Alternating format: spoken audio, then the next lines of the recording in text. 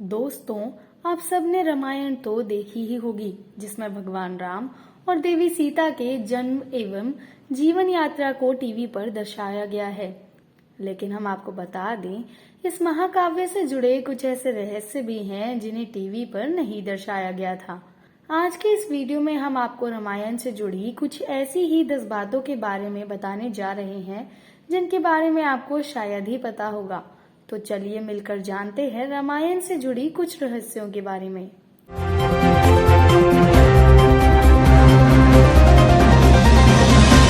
पहला, वाल्मीकि से भी पहले हनुमान जी ने लिखी थी रामायण।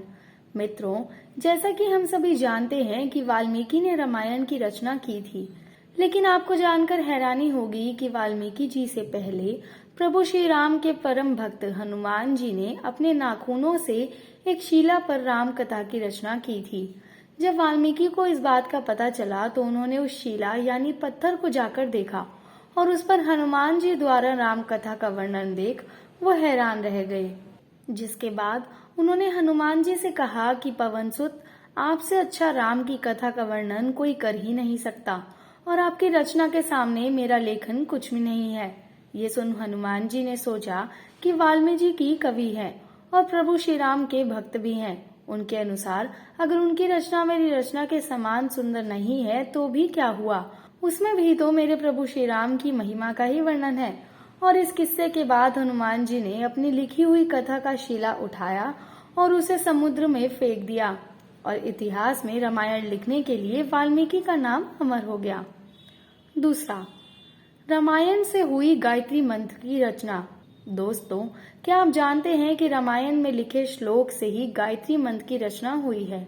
हम आपको बता दें कि वाल्मीकि रामायण में 24,000 श्लोक हैं और गायत्री मंत्र में 24 अक्षर होते हैं। रामायण के हर 1000 श्लोक के बाद आने वाले पहले अक्षर से गायत्री मंत्र बनता है। इन्हीं 24 अक्षरों से गायत्री मंत्र की रचना हुई है। यह मंत्र पवित्र महाकाव्य रामायण का सार है। गायत्री मंत्र को सर्वप्रथम ऋग्वेद में उल्लेखित किया गया है। तीसरा, एक बात तो हम सब जानते हैं कि राम जी को भगवान विष्णु का अवतार माना जाता है, लेकिन क्या आपको पता है कि उनके अन्य 3 भाई किसके अवतार थे? लक्ष्मण को शेषनाग का अवतार माना जाता है, जो श्री सागर में भगवान विष्णु का आसन है, जबकि भरत और शत्रुघ्न को क्रमशः भगवान विष्णु द्वारा हाथों में धारण किए गए सुदर्शन चक्र और शंखलेखा का अवतार माना जाता है। चौथा, राम की बहन शांता की कथा। जी हाँ दोस्तों, आपने सही सुना। राम और उनके भाइयों के अलावा राजा दशरथ की एक पुत्री भी थी। श्री राम के माता पिता एवं भाइयों के बारे में तो सभी जानते हैं, लेकिन बहुत कम लोगों को ये मालूम है कि राम की एक बहन भी थी जिनका नाम शांता था। वह आयु में चारों भाइयों से काफी बड़ी थी। उनकी माता कौशल्या थी। ऐसी मान्यता है कि एक बार अंग देश के राजा रोमपद और उनकी रानी वर्षिणी अयोध्या आए और बातचीत के दौरान उन्होंने राजा दशरथ को बताया कि उनकी कोई संतान नहीं है। राजा दशरथ को जब ये बात मालूम हुई तो उन्होंने कहा, मैं अपनी बेटी शांता आपको संतान के रूप में दे दूंगा। यह सुनकर रोमपद और वर्षिणी बहुत खुश हुए। उन्होंने बहुत स्नेह से उसका पालन पोषण किया और माता पिता के सभी कर्तव्य भी निभाए। पांचवा, सीता स्वयंवर में प्रयुक्त भगवान शिव के धनुष का नाम क्या था? हम में से अधिकांश लोगों को पता है कि भगवान राम का देवी सीता से विवाह एक स्वयंवर के माध्यम से हुआ था। उस स्वयंवर के लिए भगवान शिव के धनुष का इस्तेमाल किया गया था, जिस पर सभी राजकुमारों को प्रत्यंचा चढ़ाना था और सिर्फ भगवान राम ही ये काम कर पाए थे। लेकिन बहुत कम लोगों को ये पता होगा कि भगवान शिव के उस धनुष का नाम पिनाक था। छठा, क्या था देवी सीता के स्वयंवर का कारण? दोस्तों, रामायण के अनुसार एक बार बचपन में ही माता सीता ने शिव धनुष पिनाक को उठा लिया था। ये देख राजा जनक ने उसी समय ये तय कर लिया था कि वह अपनी पुत्री का विवाह ऐसे वीर से करवाएंगे जो इस शिव धनुष को मेरी पुत्री की तरह आसानी से उठा सके। यही कारण था कि सीता के स्वयंवर में यही शर्त रखी गई थी और जिन्होंने शिव धनुष उठाया उन्होंने ही देवी सीता से विवाह भी किया। सातवां, लक्ष्मण को गुदाकेश के नाम से भी जाना जाता है। रामायण के अनुसार वनवास के 14 वर्षों के दौरान अपने भाई और भाभी की रक्षा करने के उद्देश्य से लक्ष्मण कभी सोते नहीं थे। इसके कारण उन्हें गुदाकेश के नाम से भी जाना जाता है। ऐसी मान्यता है कि वन में पहली रात को जब राम और सीता सो रहे थे तो निद्रा देवी लक्ष्मण के सामने प्रकट हुई। उस समय लक्ष्मण ने निद्रा देवी से अनुरोध किया कि उन्हें ऐसा वरदान दे कि वनवास के 14 वर्षों के दौरान उन्हें नींद न आए और वह अपने प्रिय भाई और भाभी की रक्षा कर सकें।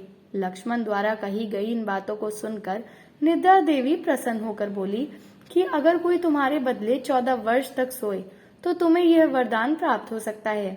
इसके बाद लक्ष्मण की सलाह पर निद्रा देवी लक्ष्मण की पत्नी और सीता की बहन उर्मिला के पास पहुंची। उर्मिला ने लक्ष्मण के बदले सोना स्वीकार कर लिया और पूरे 14 वर्षों तक वह सोती रही। 8वां, आखिर क्यों राम ने लक्ष्मण को मृत्युदंड दिया? रामायण में वर्णित है कि श्री राम ने न चाहते हुए भी जान से प्यारे अपने छोटे भाई लक्ष्मण को मृत्युदंड दिया था। आखिर क्यों भगवान राम ने लक्ष्मण को मृत्युदंड दिया था? यह घटना उस वक्त की है जब श्री राम लंका विजय के बाद अयोध्या लौट आए थे और अयोध्या के राजा बन गए थे। एक दिन यम देवता कोई महत्वपूर्ण चर्चा करने के लिए श्री राम के पास आते हैं।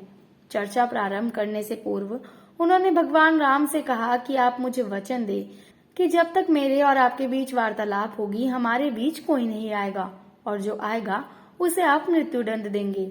जिसके बाद राम लक्ष्मण को ये कहते हुए द्वारपाल नियुक्त कर देते हैं कि जब तक उनकी और यम की बात हो रही है वो किसी को भी अंदर न आने दे, अन्यथा वह उसे मृत्युदंड दे देंगे।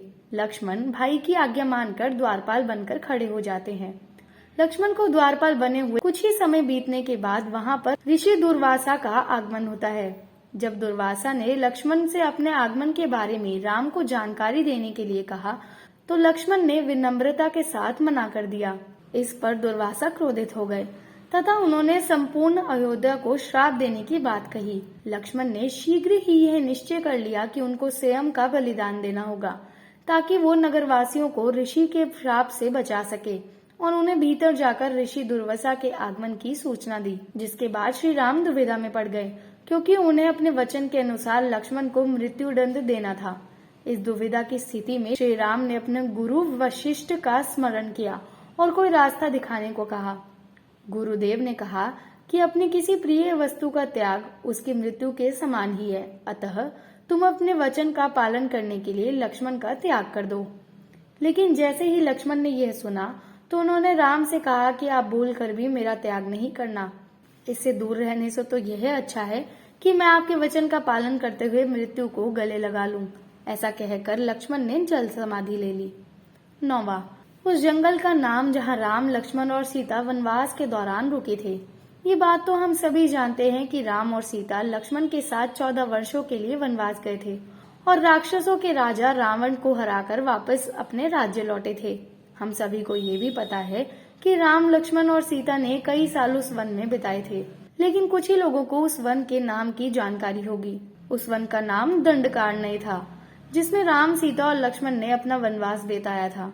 यह वन लगभग 35,600 वर्ग मील में फैला हुआ था जिसमें वर्तमान छत्तीसगढ़, उड़ीसा, महाराष्ट्र और आंध्र प्रदेश के कुछ हिस्से शामिल थे। उस समय यह सबसे भयंकर राक्षसों का घर माना जाता था, इसलिए इसका नाम दंडकारण्य था, जहां दंड का अर्थ सजा देना और अरण्य का अर्थ वन है।